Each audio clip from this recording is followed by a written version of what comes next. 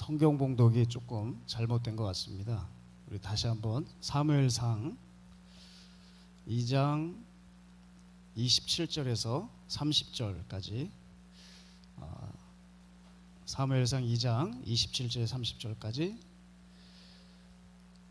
제가 봉독하겠습니다. 하나님의 사람이 엘리에게 와서 그에게 이르되 여호와의 말씀에 너희 조상의 집이 애굽에서 바로의 집에 속하였을 때 내가 그들에게 나타나지 아니하였느냐. 이스라엘 모든 지파 중에서 내가 그를 택하여 내 제사장으로 삼아 그가 내 제단에 올라 분향하며 내 앞에서 에봇을 입게 하지 아니하였느냐. 이스라엘 자손이 드리는 모든 화제를 내가 내 조상의 집에 주지 아니하였느냐. 너희는 어찌하여 내가 내 초소에서 명령한 내 제물과 예물을 밟으며 내 아들들을 나보다 더 중히 여겨 내 백성 이스라엘이 드리는 가장 좋은 곳으로 너희들을 살찌게 하느냐. 그러므로 이스라엘의 하나님 나 여호와가 말하노라. 내가 전에 내 집과 내 조상의 집이 내 앞에 영원히 행하리라 하였으나 이제 나 여호와가 말하노니 결단코 그렇게 하지 아니하리라. 나를 존중히 여기는 자를 내가 존중히 여기고 나를 멸시하는 자를 내가 경멸하리라. 아멘. 오늘 이 밤에 복이 터진 것이 성경 봉독을 2번이나 했습니다. 그만큼 여러분에게 하나님께서 주시고자 하시는 말씀이 많은 줄 믿습니다. 먼저 부족한 종을 이렇게 초대해 주시고 홀리위크 첫날을 제가 섬기게 되었는데 제가 이곳을 오면서 너무 깜짝 놀랐습니다. 산속에 너무 아름다운 교회가 있는 거예요. 근데 제가 섬기는 곳이 인천의 마가의 다락방 기도원이라는 곳인데 거기도 역시 산에 이렇게 기도원이 있거든요. 얼마나 이게 정서가 맞는지 몰랐습니다. 그리고 우리 최 목사님 제가 처음 뵀는데 선배 목사님이시고 벌써 이미 오래전부터 이렇게 귀한 사역을 감당하시는 것을 보면서 저희 후배들이 참 도전을 받게 해주시고 앞으로 더욱더 열심히 영혼들을 위해서 뛰어야 되겠구나 하는 생각을 갖게 해주셔서 참 얼마나 감사한지 모르겠습니다. 여러분, 이 코로나 때인데 얼마나 교회들마다 위축되고 주눅들어 있는지 모르겠습니다. 여러분, 이때 우리가 더욱더 주님 앞에 나아가야 될 때라고 생각합니다. 이 집회를 치르는 과정이 결코 녹록지 않았을 텐데 여러분, 우리 목사님을 위해서 더욱 기도해 주시고 함께 합력하여서 귀한 집회가 마쳤으면 좋겠고요. 우리가 어느 때보다도 어려운 시절을 통과할 때 꼭 기억해야 될 것은 지금까지 우리가 하나님을 향해 드렸던 마음 그 이상을 드리면 된다는 것입니다. 십자가 딱 붙드는 것밖에 없습니다. 비록 많은 분들을 이 현장에서 뵐 수는 없겠지만 제가 기도하는 마음으로 왔습니다. 각자의 자리에서 승리하는 예배가 되시라고 기도하고 왔습니다. 그런 맥락에서 우리가 그 예배가 되기 위해서 살펴볼 문제가 하나 있는데요. 여러분, 혹시 양두구육이라는 말 혹시 들어보셨습니까? 양두구육?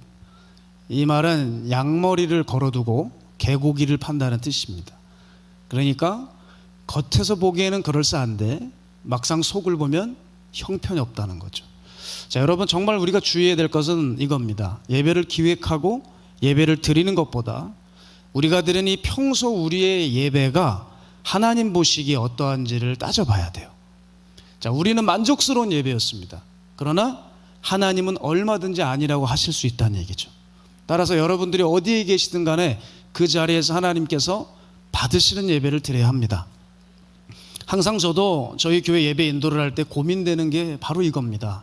설교를 얼마나 농도 있게 준비해 왔든 기도를 얼마나 했건 그것보다 더 중요한 것은 뭐냐면 하나님이 받으셔야 되는 예배가 돼야 될 텐데 그렇지 않다고 한다면 우리의 모든 예배와 모임은 다 쓸데없는 거 아니겠습니까? 실제로 제 멘토 되시는 목사님께서 집회를 가셨는데 그 현장에 도착을 하셨을 때 얼마나 많은 성도님들이 뜨겁게 기도를 하시고 찬양할 때 그렇게 박수를 치면서 사람들이 열광적으로 찬양을 하시더래요. 그래서 맨 앞에 앉으셔서 이 예배를 위해서 이렇게 기도를 하시는데 환상이 열리셨답니다. 거리에 가로등이 있는데 그 등불이 다 꺼져 있더래요. 이상하다. 눈을 뜨면은 불이 켜져 있고요. 분명히 현장에는 불이 켜져 있는데 눈만 감으면 불이 꺼져 있답니다. 다시 눈을 감았더니 꺼져 있고 눈을 뜨면 켜 있고 이게 뭘까? 예배 후에 그 담임 목사님한테 물어보셨대요.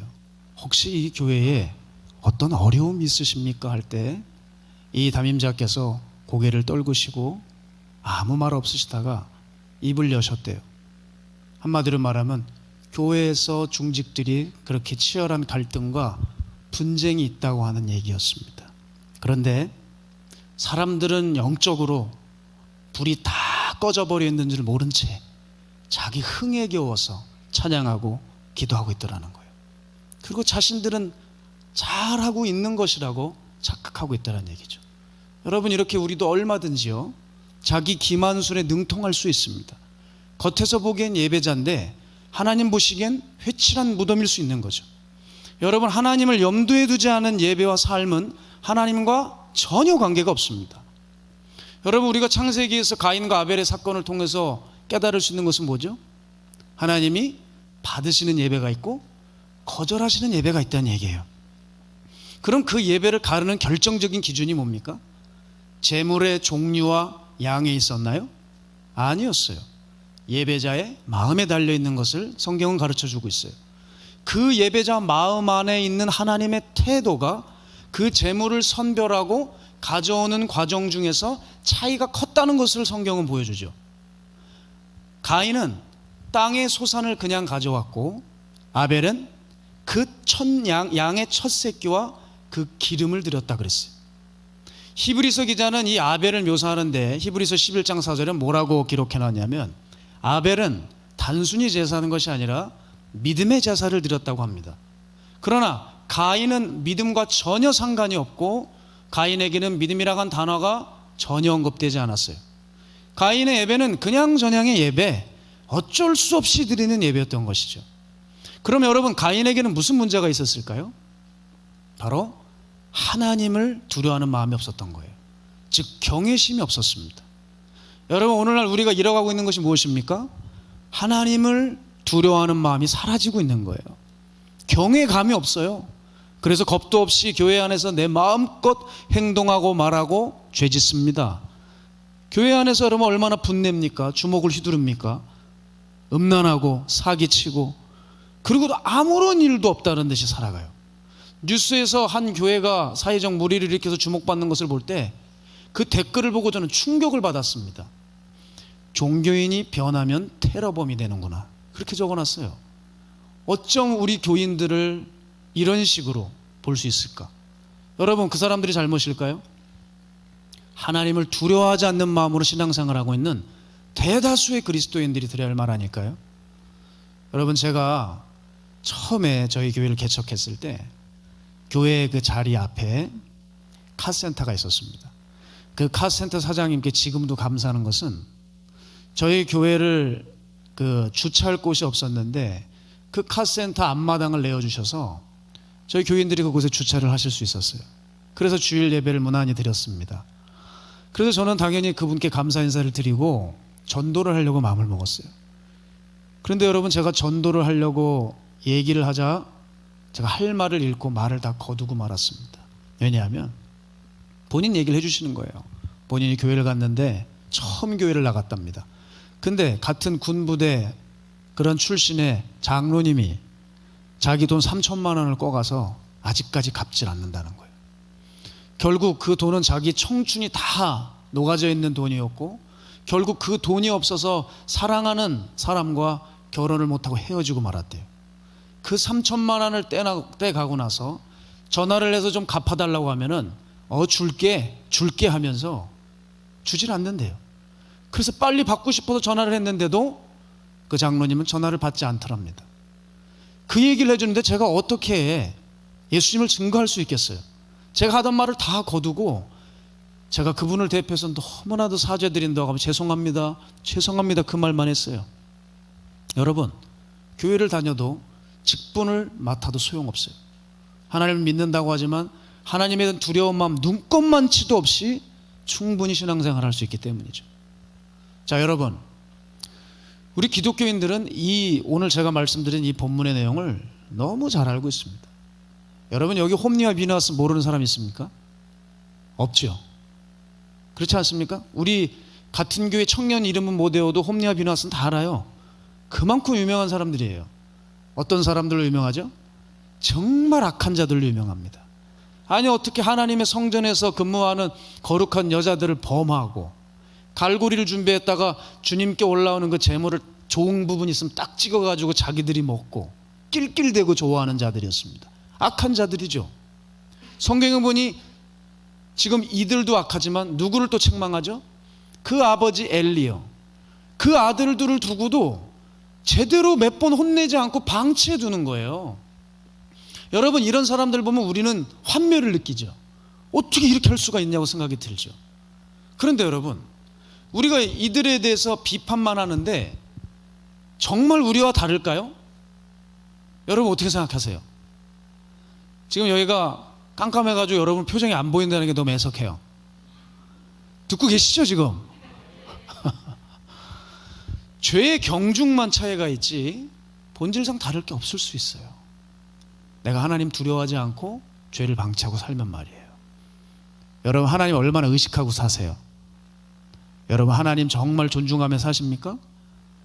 오늘 예배 드렸어요, 오늘 기도 드렸어요, 오늘 큐티했어요, 찬양했어요. No. 그거 가지고 안 돼요. 하나님은 행위 자체를 보지 않으시고 그 사람의 중심이 어떠냐를 보십니다. 제가 오래전에 어느 훈련 캠프에 들어가서 그 훈련 수련회에 섬김이로 도왔던 적이 있습니다. 그때 이제 스태프들과 함께 식사를 하는데 어떤 한 분이 유독 눈에 들어왔습니다.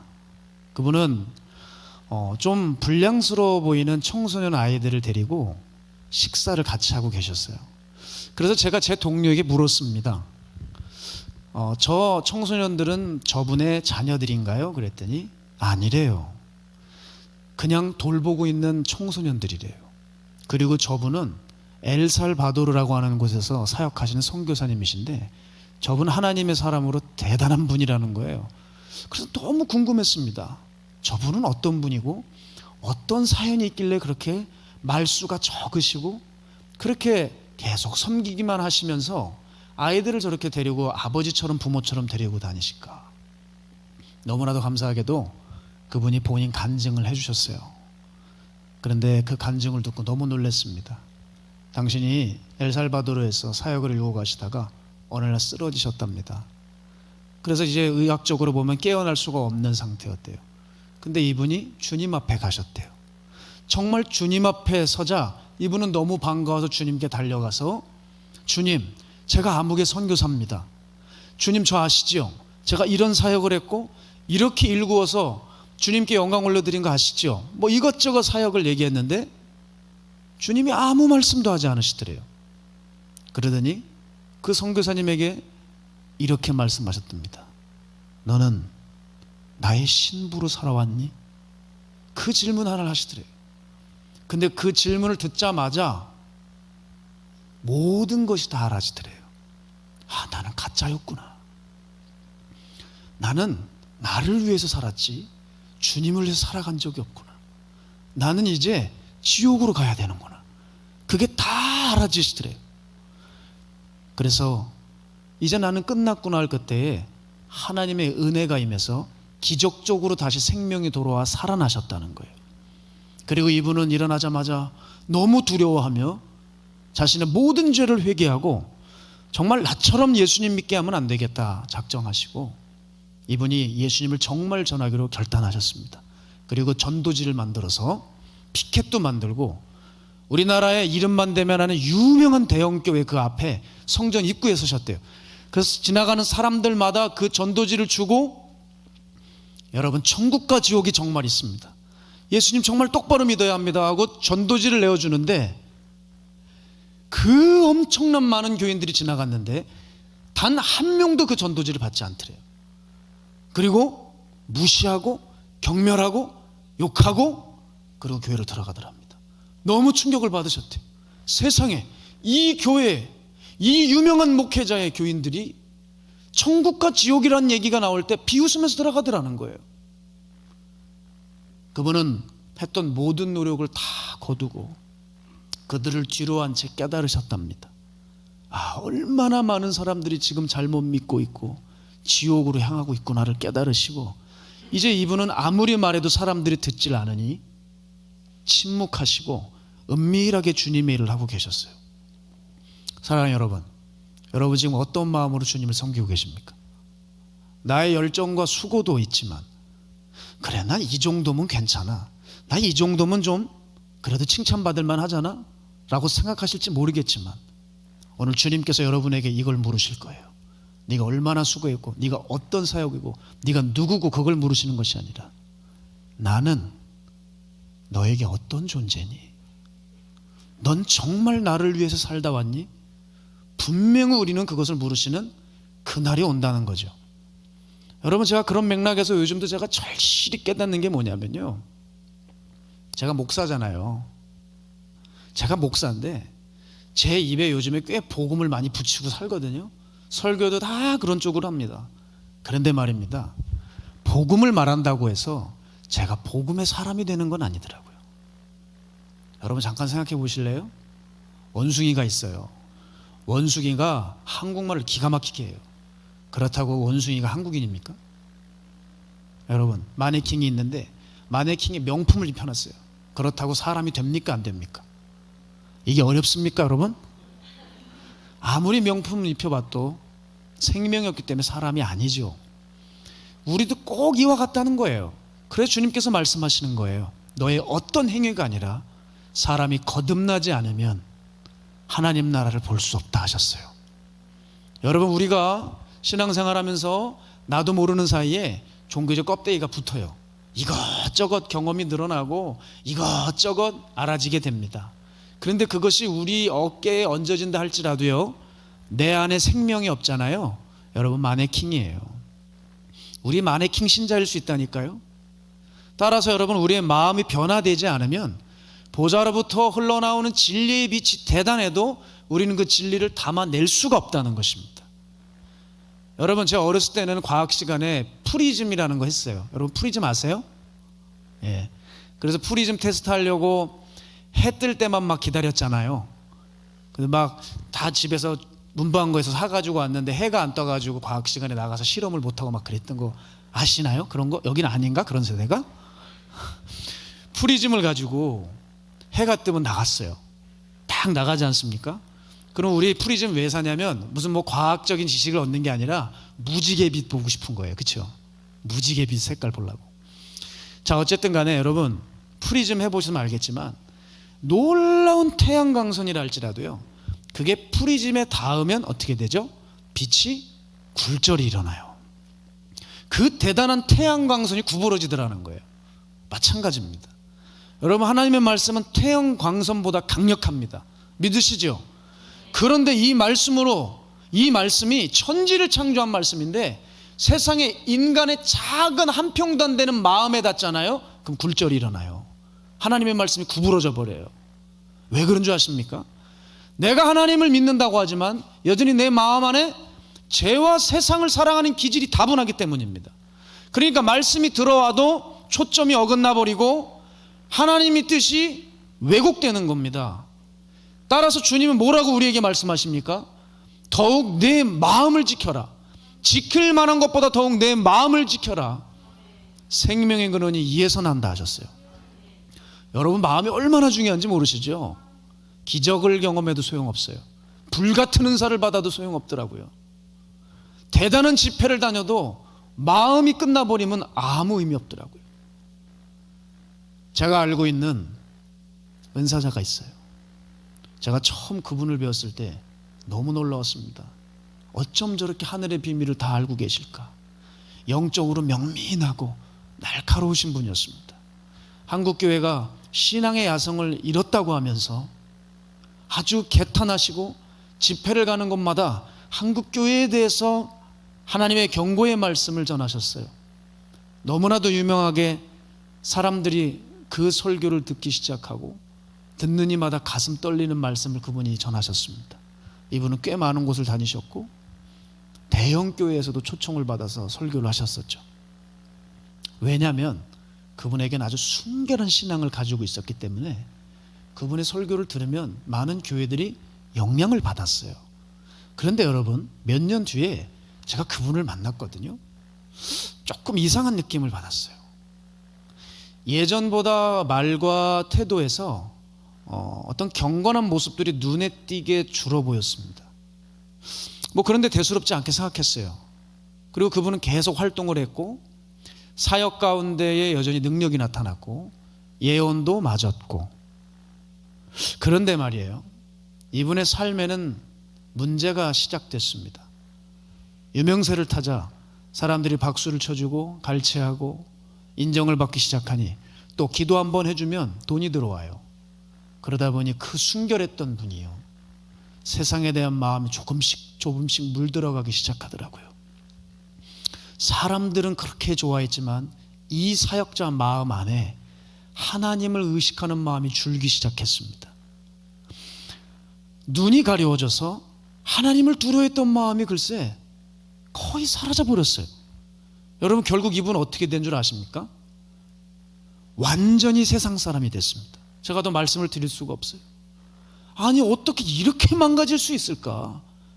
하늘의 것들을 아는 분이 어쩜 저렇게 땅에 냄새나는 인간이 되어 있을까? 제게는 잊을 수 없는 일이었어요. 사랑하는 여러분, 여러분의 삶에서 하나님에 대한 경외심이 사라져버리면 그때부터 영적으로 죽는 거예요. 경외심이 사라진 예배, 경외감이 사라진 설교, 경외감이 없는 종교생활, 결국 교회를 무너뜨리게 할 것입니다. 제가 이번에 미국에 집회를 갔다 왔는데 그곳에서 저희 교회 온라인 교회 성도님을 만났습니다. 함께 대화를 나누는데 이런 말씀을 하시는 거예요. 목사님, 큰일 났대요. 미국의 아이비리그 대학이 있는데 여러분 아시잖아요. 하버드, 예일, 프린스턴, 컬럼비아, 브라운, 이런 아이비리그 대학 있잖아요. 여기에 있는 학생들이, 그 크리스찬들이 이제 더 이상 전혀 신앙적인 활동을 하지 못한대요. 왜냐하면 그 학교에 얼마나 많은 사람들이 하나님께 등을 돌려서 무신론이 팽배해서 신앙의 색깔을 내기도 너무 힘겨운 그런 학교 분위기가 되었다는 거예요. 제가 그 말씀을 듣는데 너무 통탄했습니다. 왜냐하면 그 학교들이 여러분 기독교 정신으로 세워진 학교들이에요. 그런데 그들이 하나님께 등을 돌리고 이제는 안티크라이스트 세력들 같이 산다고 하니 얼마나 제가 놀랐겠습니까? 그런데 그때부터 의문이 나기 시작했어요. 도대체 왜 이런 일이 발생했을까? 간단해요. 그 안에서 활동하고 있던 크리스찬 학생들이 힘을 잃어서 그렇습니다.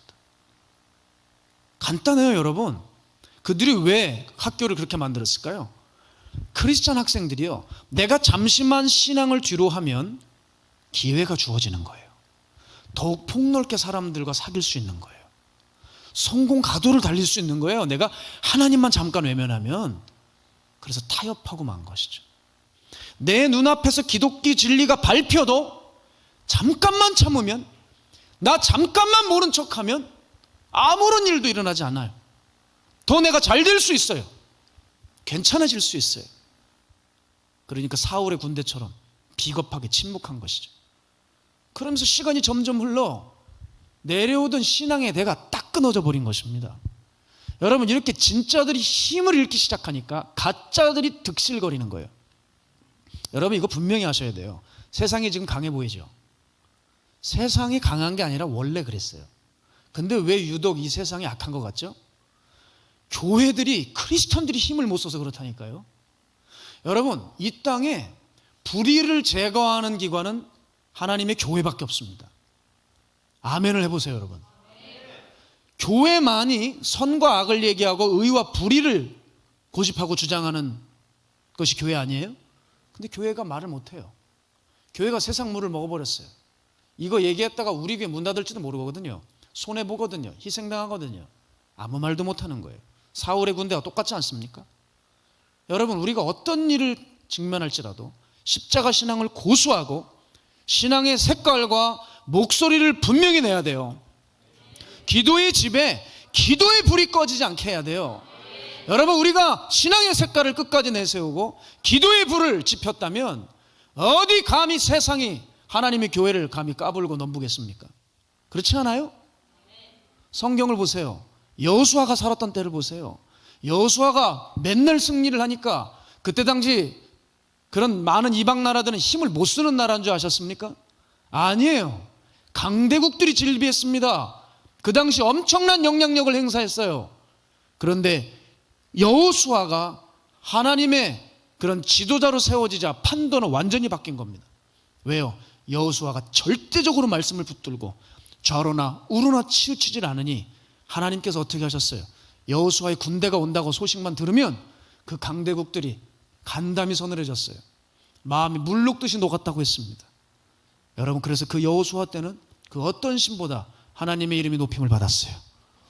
하나님의 이름이 높임을 받았어요.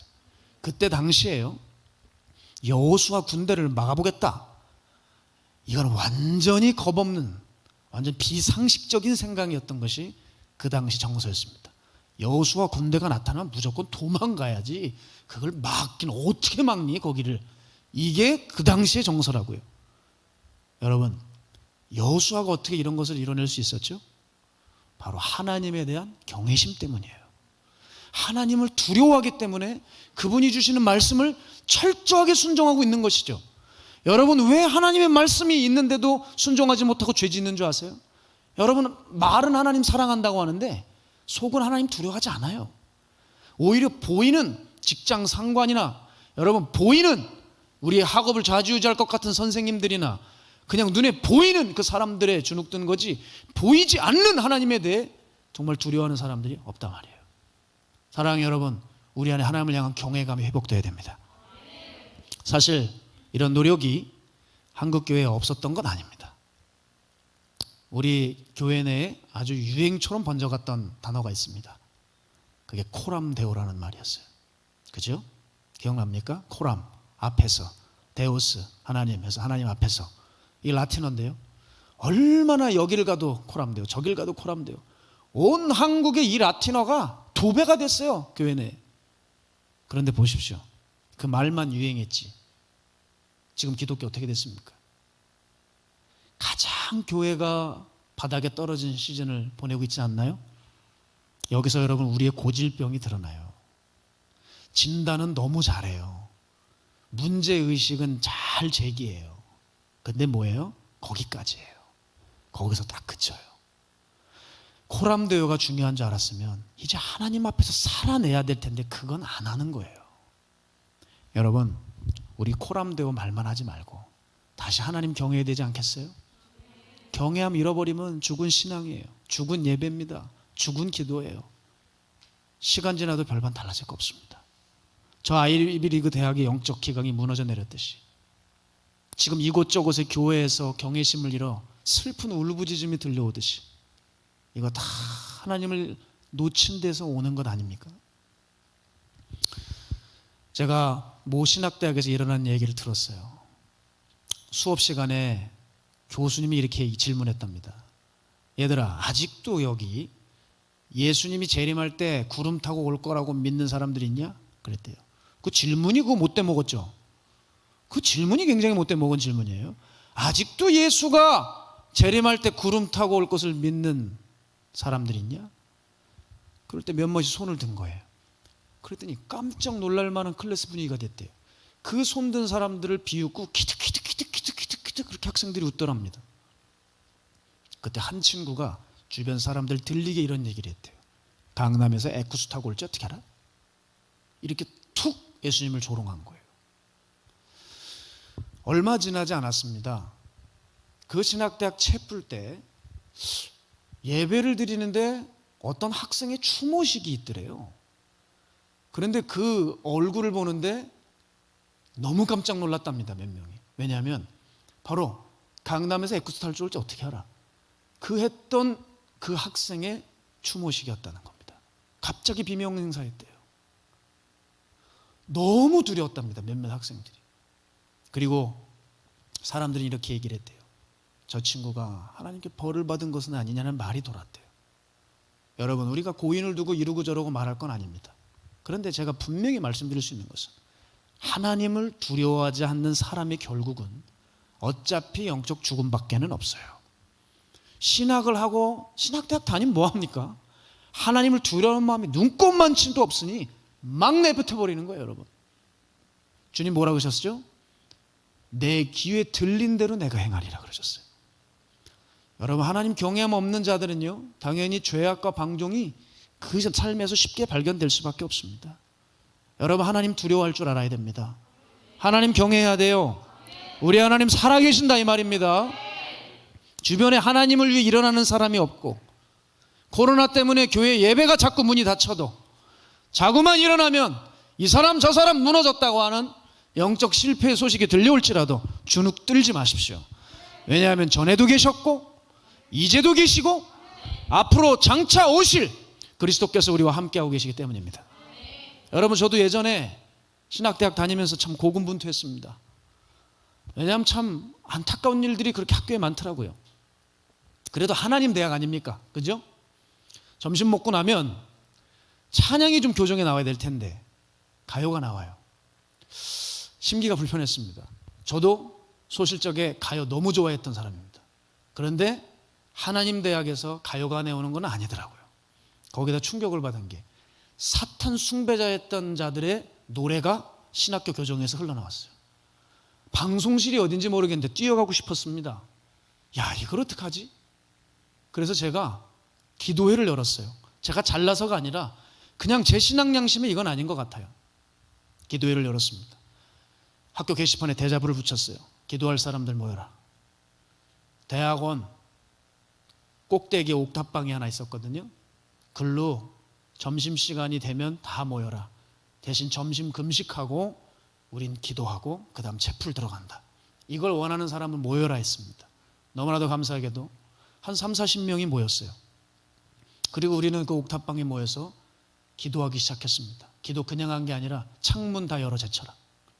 창문 다 열고 온갖 더러운 가요와 팝송이 나오는 신학교 교정에서 주여 삼창하고 방언으로 통성으로 기도해 하면서 그냥 죽으라고 기도했습니다. 그때 그냥 이 방언 기도 소리가, 통성 기도 소리가 120년 동안 신학교 교정이 없었는데 막 소리가 터져나간 거예요. 밥을 먹으러 가던 많은 신학생들이 이게 도대체 무슨 소리냐 하고 난리가 난 거죠. 저는 이런 생각을 했어요. 하나님 대학에서 기도 소리가 얼마나 안 나왔으면 이걸 가지고 놀랄까. 시간이 지났는데요, 조직신학을 가르치는 교수님이 기도하는 대학원 옥탑방에 올라왔더라고요. 올라오더니 뭐라 했는지 아세요? 대뜸 기도하지 마, 기도하지 마 하면서, 여기가 공부하는 곳이 기도하는 곳이야? 탁 내뱉고 기도를 중지시키고 내려가셨습니다. 제가 너무 어이가 없는 거지. 그럼 하나님의 대학에서 기도하지 그 뭐합니까? 중연부를 합니까? 여러분 대답을 해보세요. 그럼 기도하지 뭐합니까? 하나님의 대학에서. 예? 아니, 그리고 제가 지금도 황당한 게, 저희가 수업 시간에 방언 기도를 했으면 쫓겨날 만해요. 그건 안 되는 거죠. 아니, 점심시간에 우리들 남는 시간에 기도를 하고 하나님의 집에서, 기도의 집에서 기도를 하겠다는데 그 기도를 못하게 하더라고요. 아니, 정말 희한해요. 정말 희한해. 신학대학 내에 무슨 분위기가 있는지 아십니까? 기도를 많이 하면 질색해요. 예배 드리는 것을 무식한 것으로 여겨요. 그리고 공부만 해야 되는 이상한 흐름이 있는 겁니다. 여러분, 신학과 신앙은 구분될 수 없는 거예요. 아시겠죠? 내가 이쪽 방향의 신학이면 그게 그 사람 신앙인 겁니다. 신학 따로 신앙 따로 복음 따로 삶 따로 그런 거 없는 거예요. 공부할 땐 공부해야 된다. 나도 하나님을 사랑해. 근데 기도는 하지 마. 이게 무슨 코미디 같은 얘기야 이게. 자, 게다가 거기서 끝나지 않았어요. 제게는 잊을 수 없는 하나님입니다. 세상의 길로 가려다 하는 저를 주님께서 부르셔서 너무나도 감격스럽게 종으로 불러주셨어요. 너무나도 생생하게 만난 그 살아계신 예수님을 몇몇 선생님들은 십자가에서 영영 죽으신 분으로, 예수는 인간이다라고 하는, 그렇게 주입시키는 선생들이 있었습니다.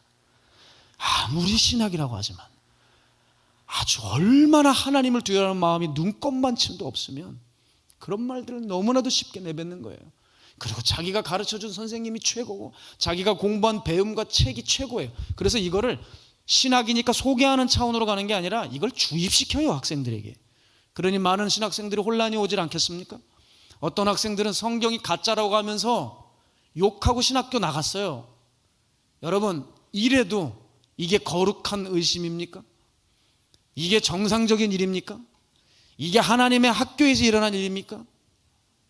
솔직히 이거는 세상 일반 대학교 종교학과에서 일어나는 일이에요. 하나님의 종들을 길러내는 이 신학대학에서 이런 일을 한다는 것은 제 신앙ям 신상 가만히 있을 수가 없어. 찾아다니면서 제가 할 수 있는 모든 것을 다 했어요. 왜냐하면 누가 뭐라고 해도 내 주님은 살아계신 하나님이십니다. 주님만이 길이고 진리십니다. 여러분, 우리가 이 성경적 신앙을 고수하지 않고 내 삶에서 하나씩 하나씩 타협하기 시작하면 기독교 정신으로 세워진 많은 것들이 허물어지고 우리네 영적 패권을 빼앗길 수밖에 없어요. 여러분, 기억하십시오. 아이비리그가 무너졌듯이 신학대학이 점점 영적인 기강이 허물어지듯이 우리들의 교회도 전철을 밟을 수 있어요. 제가 가만히 보니까 교회가 허물어지는 건요, 크리스찬들이 무너지는 건 저 이단들이 힘이 대단해서가 아닙니다. 세속화가 만만치 않아서가 아니라 믿는다는 사람들이 스스로 이 하나님의 집을 허물고 있다는 것을 알게 되었어요. 성경을 보세요. 구약에서 예루살렘 성전이 무너진 거는 강대국이 강해서가 아니에요. 하나님을 두려워하지 않고 불순종했던 이스라엘 백성들 때문에 그 성전이 그렇게 빼앗겨 버렸습니다.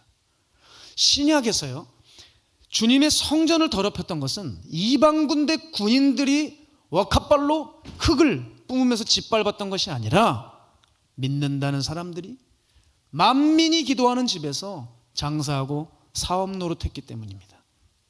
따라서 오늘 주님은 우리에게 분명히 말씀하세요. 나를 존중히 여기는 자를 내가 존중히 여기고 나를 멸시하는 자를 내가 경멸하리라. 따라서 여러분, 우리는 이 밤 결단해서 내가 정말 하나님을 위해서 살기로 작정하고 주님을 위해서 살아갈 때 그 주님은 우리의 삶 속에 정말 하나님이 되어주신다는 것이죠. 저는 그렇게 하나님이 찾아와 주시고 또 하나님을 만난 산 사람을 소개하고 싶습니다. 저는 제 멘토 목사님의 소개로 수원의 유명 조직의 조직폭력배였던 한 형제와 함께 지내고 있습니다. 이 형제는 이제 40을 앞두고 있는 친구죠. 조직을 나오기로 결정하기 전까지 정말 갈등이 많았습니다. 왜냐하면 그 조직에서 조금만 있으면 이제 권력을 얻어서 지시하는 단계에 생겨요. 그런데 자기가 이제 권력을 줄 그 무렵에 모든 것을 내려놓고 일반인의 삶으로 돌아온다는 것은 너무나도 힘든 일이었습니다. 여러분, 조직폭력배가 일반인으로 살 수가 없어요. 조직폭력배의 삶을 보면 정말 우리가 상상하는 그 이상입니다. 서민처럼 살 수 없는 삶의 라이프 스타일을 가지고 있어요. 그런데 어느 날이었어요. 이 형제가 눈에 띄게 달라지는 겁니다. 어느 추운 겨울에 노숙인들에게 도시락을 배달해 주면서부터 그 일이 시작이 됐어요. 도시락을 그냥 아무 의미 없이 도와준 것뿐인데, 그냥 준 건데, 그날 집으로 돌아왔을 때 무슨 마음이 피어올라왔냐면, 이 엄동설 안에 저 노숙인들이 어떻게 주무실 수가 있을까? 자기가 잠이 안 오더래요. 저들은 저렇게 떨고 있는데 나는 이렇게 따뜻한 방바닥에서 어떻게 자나? 이불을 박차고 그 동인천역이라는 곳으로 간 거죠. 가서부터 노숙인들을 섬기기 시작한 것이 그 형제가 눈에 띄게 변하는 시간이 되었어요. 정말 아파 죽어도 나가더라고요. 밤낮으로 섬기는 거예요. 아니, 어떻게 이렇게 바뀔 수가 있을까? 그래서 제가 그 형제에게 물어봤습니다. 무엇 때문이냐? 도대체 어떻게 이렇게 사냐?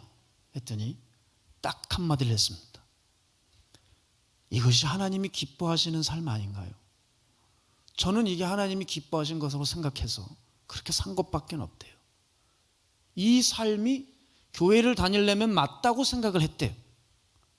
그러면서 그렇게 섬기고 있는데 사단도 얼마나 이 영혼을 가로채려고 애를 쓰겠습니까?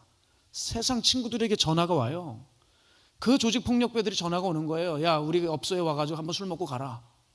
뭐 여러 가지 유혹들이 많아요. 그러니까 이 친구가 괴로우니까, 연락이 자꾸 오니까 그 핸드폰을 집에 어떤 모서리 벽에다 팍 찍어서 폰을 구멍을 내놨더라고요. 그러면서 치열하게 하루하루 살아가던 어느 날이었습니다. 어느 날 이 형제가 저에게 이런 얘기를 해요. 목사님, 제가 정말 신기한 일이 있대요. 뭔 얘기냐? 그랬더니 내가 꿈을 꿨는데 자기가 보통 꿈을 꾸게 되면 그 기억이 잘 안 난답니다. 한 번도 생각난 적이 없대요. 그런데 어느 날 꿈을 꾸는데 6일 내내 생각이 난답니다. 그 꿈이 뭐냐고 했더니 첫날부터 6일까지 세상에 내가 사랑했던 친구들, 정말 나를 도와줬던 친구들이 2명씩 나오더래요. 하루에 2명씩. 첫째 날 2명이 딱 나오고 둘째 날 2명이 나오고. 너무 신기해서 그때부터는 종이에다가 그 이름들을 적기 시작했답니다. 3일째, 4일째 그렇게 쭉쭉쭉 2명씩 하나님이 보여주시는데 알아지더래요. 이들이 독사들이었구나. 나에게 도움을 줘서 나는 생명을 걸려고 했던 그런 사람들이었는데 주님 모시기에 독사들이라는 것을 알려주셨다는 거예요. 이 말은 뭐냐? 내가 그 친구들과 다시 한번 연루되어서 세상으로 나가게 되면 못 돌아올 수 있는 거예요. 그래서 하나님은 이 형제를 사랑하셔서 막으시는 거예요. 피할 길을 내어주시더라고요. 그러면서 이 형제는 너무나도 신기하고 두려운 꿈을 꾸었답니다. 왜 이 형제에게는 유독 이렇게 놀라운 기적과 하나님의 꿈으로 역사하실까요? 바로 이거예요. 나를 존중히 여기는 자를 내가 존중히 여기고 나를 멸시하는 자를 내가 경멸하리라. 사랑하는 여러분, 우리 하나님 어떻게 섬기고 있습니까? 우리의 섬김, 우리의 예배 정말 안전합니까? 여러분, 우리 이렇게 예배드려도 괜찮겠습니까? 우리 이렇게 살아도 정말 무방합니까? 그런 맥락에서 저는 제가 교회를 개척하고 교회를 세워가면서 청년들이 이상하게 한두 명씩 오더라고요. 그런데 이 청년들한테 문제가 하나 있었어요. 예배는 드리는데요, 세상을 끊지를 못해요. 세상의 정욕들을 한번 이렇게 넘어지고 나잖아요. 그러면 예배를 몇 주 전에 열심히 나왔던 애들도 어느 날 안 보여요. 왜 그런가 했더니 죄에 넘어졌기 때문에 부담스러워서 교회를 못 오겠다는 거예요. 아니, 몇 주 전에는 그렇게 뜨겁게 예배를 드리던 애가. 저는 이래서는 안 되겠다고 마음을 먹었어요. 그리고 이 부분을 분명히 단도리를 쳐야 되겠다 생각하고, 예배가 다 맞춰지게 되면 청년 예배까지 마치면 5시 반이 됩니다. 저는 그 청년들을 데리고 인천의 가장 번화가로 갔습니다. 청년부 전원을 데리고 가고 가장 죄에 넘어지고 힘들어하는 그 청년을 무조건 제 옆에서 껴놓고 데려갔어요. 그리고 어디다 세워놨냐면 인천의 가장 번화가, 많은 젊은이들이 다니는 그 번화가에 딱 세워놓고 거기서 일렬로 서서 찬양을 하게 했습니다. 그리고 전도하게 했어요. 저는 이 한 가지를 가르쳐주고 싶었어요. 자, 봐라. 너희들이 그렇게 끌리고 너희들 마음으로 사랑하는 이 세상을 봐라. 이 세상이 정말 달콤하고 아름다운 것인지. 여러분, 저희들이 거기 섰을 때 수많은 젊은이들이 지나갔어요. 술 먹고 놀러 가는 애들, 남녀들 모텔 가는 애들, 놀기 위해서 그냥 온갖 까불고 떠들고 가는 애들. 우린 그들의 뒤통수에 대고 분명히 외쳤습니다. 너희들이 그게 행복인 줄 알지? 그건 진짜 행복이 아니야. 그러다 지옥 갈 수 있어. 너희들 예수 믿으려면 제대로 믿어야 돼. 우리 마음껏 외치고 찬양했습니다. 처음에 이 청년들은 너무나도 주눅들어 했어요. 갑자기 동창이 지나간다고 숨는 애들도 있었습니다. 그러나 나중에는 담대하게 서서 그렇게 외치고 찬양하고, 자, 이제 가서 전도지를 뿌려 하면은 그 비집고 들어가서 술집 들어가는 애들 앞에서도 전도지를 주고요. 그 일대를 복음화 시켜보겠다고 우리는 노력했습니다. 여러분, 그때 청년들이 깨지기 시작했어요.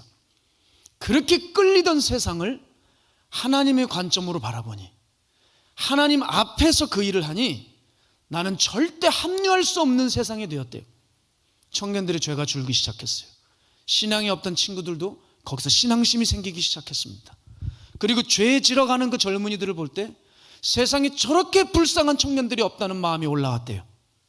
특히 그 중에서 한 청년이에요. 이 청년은 불신자였습니다. 30대 중반으로서 그저 직장생활하는 번듯한 청년이에요. 근데 이 청년은 예수님의 예자도 모르는 사람인데 매주 그렇게 우리와 함께 거리 예배를 나와요. 나이가 있으니까 제가 강요하지 않았습니다. 알아서 나오는 거예요. 제가 어느 날 물었습니다. 어떻게 이렇게 매주 빠지지 않고 나오냐? 이 형제가 그러더군요. 목사님, 저는 어느 예배보다, 어느 집회보다 이 거리에서 찬양을 할 때 하나님의 임재를 누렸습니다. 가장 큰 은혜를 제가 입었기 때문에 저는 여기 빠질래 빠질 수가 없대요. 맞습니다. 정말 그랬거든요. 그 거리에는 하나님의 임재가 우리를 덮었습니다. 사람들은요, 예배할 수 없는 곳이라고 생각했을지 모르겠지만 우리 모두의 예상을 뒤엎고 그 거리는 가장 뜨거운 예배 장소가 되었어요. 그 거리에서 너무 뜨거워서 형제들이, 자매들이 눈물이 앞을 가리고 입술이 떨리고 은혜가 있어서 털썩 주저앉을 뻔한 친구들이 있었습니다.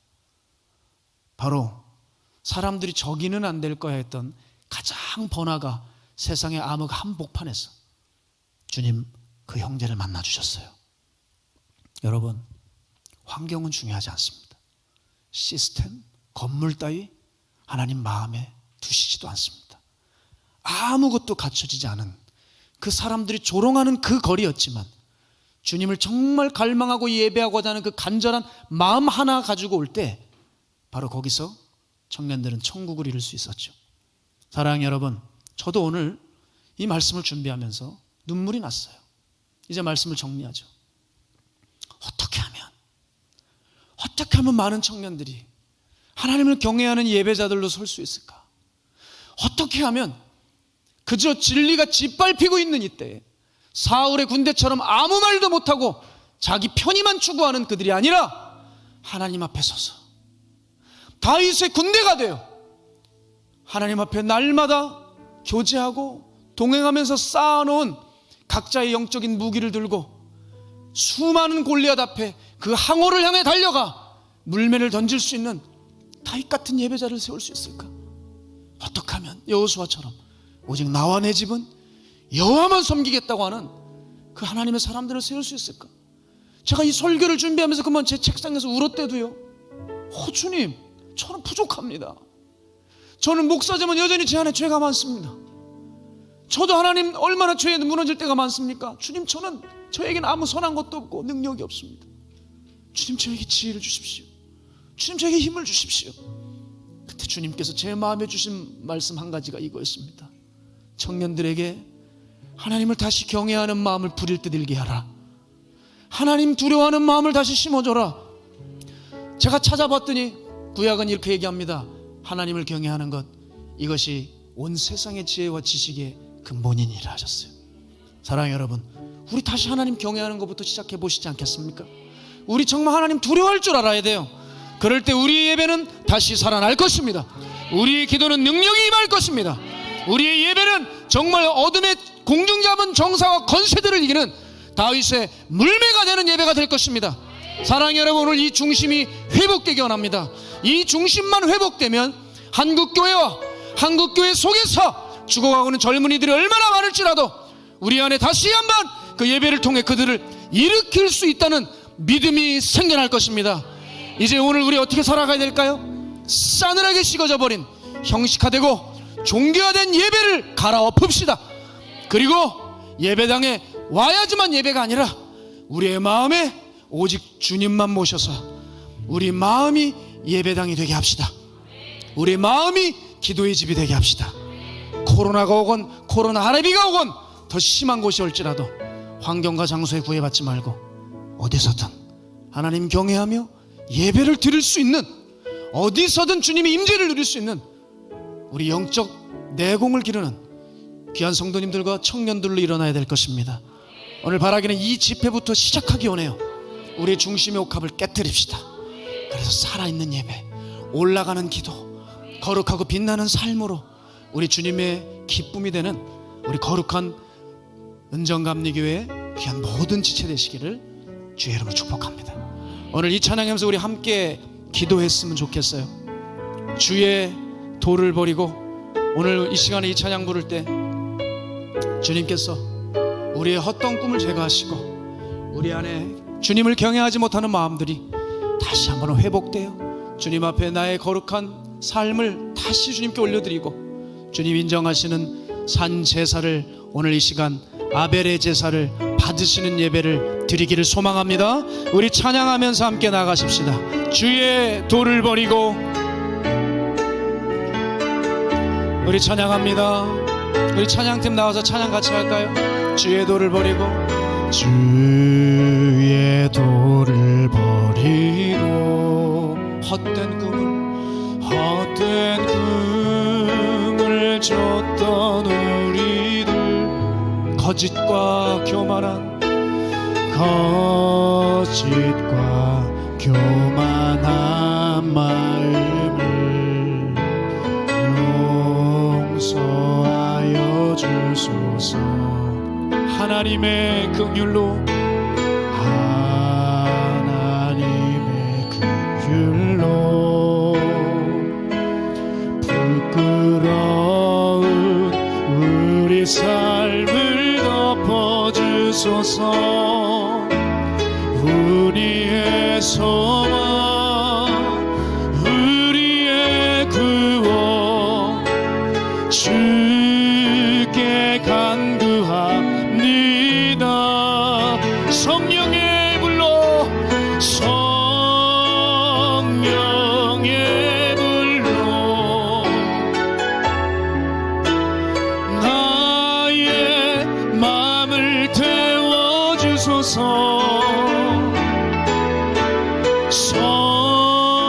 성령의 불로 나의 영혼 새롭게 하소서.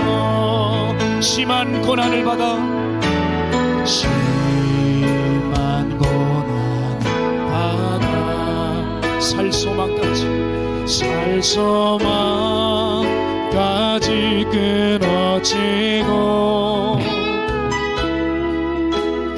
그 큰 밤 같은 고통에서 주를 보게 하셨네. 여러분, 이게 복음입니다. 용서받을 수 없는, 용서받을 수 없는 나를 위해 십자가에 달리셨으니 주 사랑에서 어느 누구도 끊을 수는 없으리. 우리 두 손 들고 찬양할까요? 성령의 불로 오늘 주님 이 밤에 오늘 나의 거짓된 마음을 태우소서. 나의 마음을 태워주소서. 성령의 불로 성령의 불로 나의 영혼 새롭게 하소서. 성령의 불로 성령의 불로 아멘. 나의 마음을 태워주소서. 성령의 불로 성령의 불로 나의 영혼 새롭게 우리 마지막으로 성령의 불로 성령의 불로 나의 마음을 태워주소서. 성령의 불로 할렐루야. 우리 주님 오늘 이 밤에 나의 영혼 새롭게 하소서. 주님, 우리 무너졌던 신앙, 주님을 경외했던 마음들 다 바닥에 떨어졌는데 오늘 이 시간 기도하며 나갈 때 하나님, 오늘 나의 연약하고 오늘 나의 잘났다고 생각하는 이 마음 십자가에 완전히 단돌이 치고 하나님 다시 두려워하게 하여 주시며 나의 연약한 성정 때문에 도망갔던 우리의 자아를 다시 한번 십자가에 못 박고 우리 자랑과 경력, 우리 그 무엇이 아니라 오직 하나님의 은혜로 나아가며 예수만 자랑하고 예수를 위해 살기로 결단하는 주의 백성 모두 되게 하여 주옵소서. 하나님, 하나님 다시 두려워하게 해주십시오. 하나님 다시 사랑하게 하여 주시옵소서. 우리 주님 이름으로 주고 기도합니다. 주여.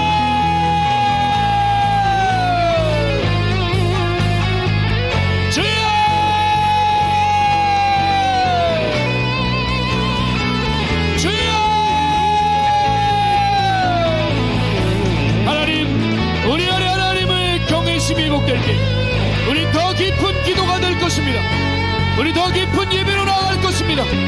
주님, 더 이상 나의 연약함을 말하지 말고 나의 신앙 경력과 자랑으로 나의 어떤 열심과 수고가 아닌 오직 주의 은혜로 주님의 은혜만 자랑하고 오직 주님을 두려워하는 마음으로 나의 무너진 예배와 병든 나의 삶을 다시 한번 주님 앞에 올려드릴 수 있는, 다시 치유받고 정돈되어 주님 나의 예배와 주님 나의 삶을 받으실 수 있도록 주님 오늘 이곳에 성령님 기름 부어 주시옵소서.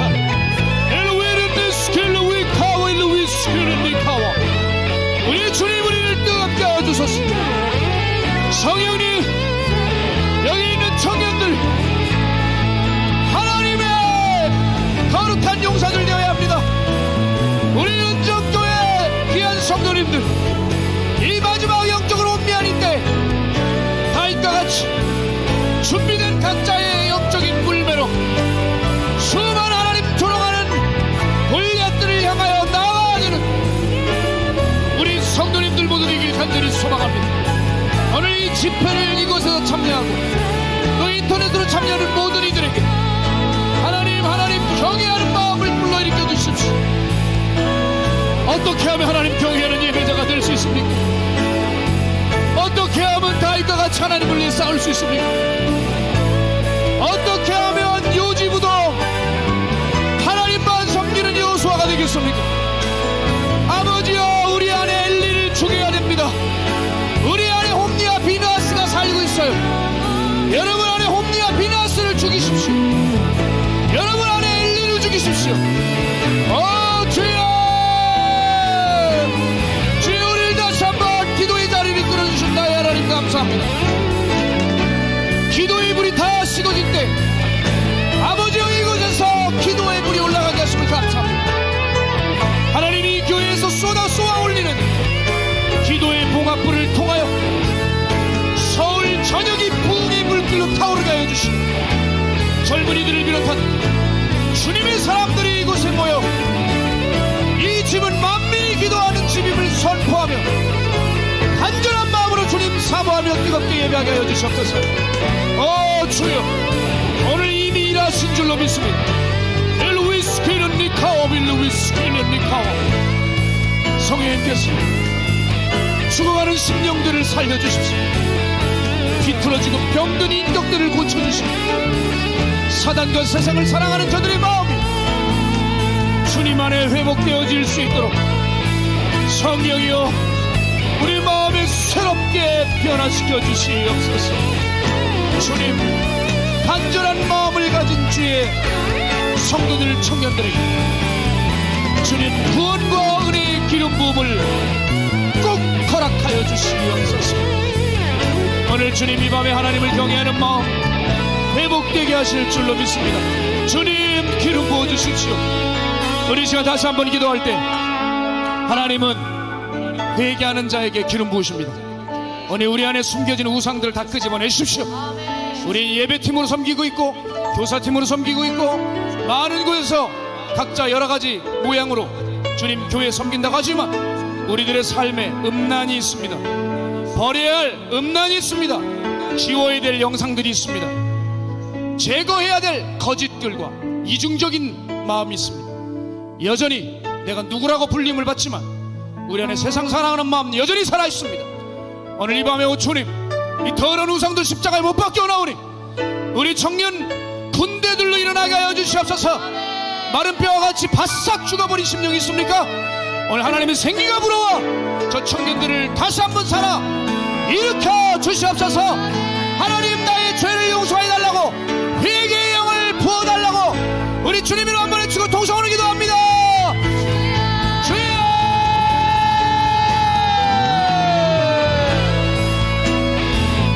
주여,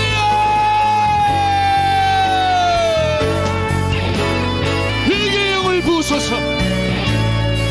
우리 안에 더러운 우상들이 다 제거되고 이 한평도 안 되는 마음에, 내 마음에 오직 한 석밖에 없는 그 보좌에 우리 주님만 앉아 계셔 주시사 우리 청년들의 인생과 삶을 아름답고 거룩하게 주관하여 주시고, 이 마지막 혼란의 때에 하나님 저들 다윗의 군대를 일으켜주셨습니다. 실추됐던 하나님의 이름과 교회의 이미지를 다시 한번 세울 수 있는 거룩한 용사들이 되게 하여 주시옵소서.